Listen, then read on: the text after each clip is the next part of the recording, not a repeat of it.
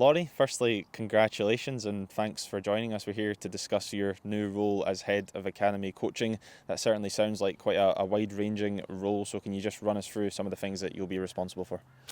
Yeah, thanks very much, Jamie. So it is a wide-ranging role and one that's really exciting for me. Predominantly I'll be pulling together both the Boys and Girls Academy and making sure that we're working from the under 8s all the way up to under 17s in the boys section, and working with Emma Hunter in the girls section from 13s through 17s, and making sure that every Hearts player in the building gets the care and attention and the development and the all-round development that they need to progress through our age groups with Hearts identity, and making sure that we've got the best possible young players ready to step into the professional phase later on. I'll also be, touching base with Lee Wallace and David McNeil, who David leads the 19s. So wherever they need some support, I'll be on hand to help there. But predominantly with the under 8s all the way up to 17s, and making sure that we get our teeth into the individual player development of all our talented young players in the building.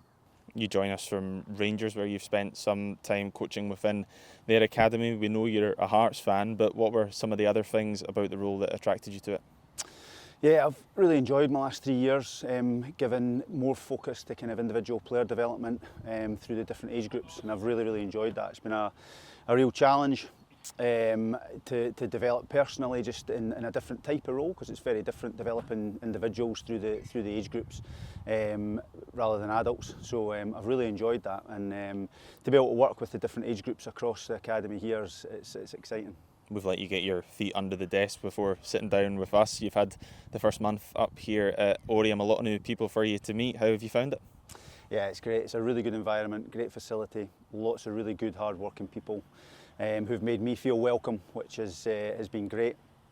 And people that really are enthusiastic about developing players for our club and making sure that there's a real identity through the age groups, so that when players start developing into the professional phase, they're ready to go and excite the fans at Tynecastle. Out of all the things that we've outlined here in this wide-ranging role, what's the one thing that you're most looking forward to? I think, there's a lot of good work already done. This is a really good academy, and we're already producing good, talented players, and right across the boys and girls phases, because I'll be involved in both phases, and I think that's a really exciting thing, to create an aligned curriculum that works up towards a document that's been created called the Hearts Way, which has been Shelley Kerr and Andrew Webster have put a lot of work into that under the guidance of Graham Jones to develop the Hearts Way. And for the Boys and Girls Academy, right across all age groups, to have a really aligned curriculum and a pathway that shows our identity, regardless of the age of player, things that we want to see in Hearts players all the way up through the academy. And that's a big challenge, and that's going to be something that all the staff in the academy are going to have to be fully committed to, and we're already creating ideas and bouncing different things to find that alignment, so that we see clear principles in every player moving up through the age groups. You mentioned him there. One person you'll be working very closely with, of course, is our Academy Director, Andrew Webster. What have your initial conversations been like with him? Yeah, great. I had a really long initial phone call with Andrew at the very start, just finding out about the role and finding out about the plans. And from that moment, I was really excited about his passion for developing the academy. It's already in a really good place, as we've said. Lots of really good people working, lots of good players within the academy as well, which is exciting. And just his enthusiasm for taking that on another stage and making sure that everyone was engaged in developing players to the absolute maximum potential that we can. So from that moment, several good conversations after that, and I really enjoyed the interview process. I thought it was really thorough, and although it was challenging, I enjoyed it. And through that, my excitement just grew and built to work with Andrew and Shelley and the other staff here to make sure that we've got a really strong development pathway for our players. You mentioned exciting projects that we've got going on here at the academy, such as the Hearts Way. If we sit down again in 12 months' time, what would you like to be different from how we sit today?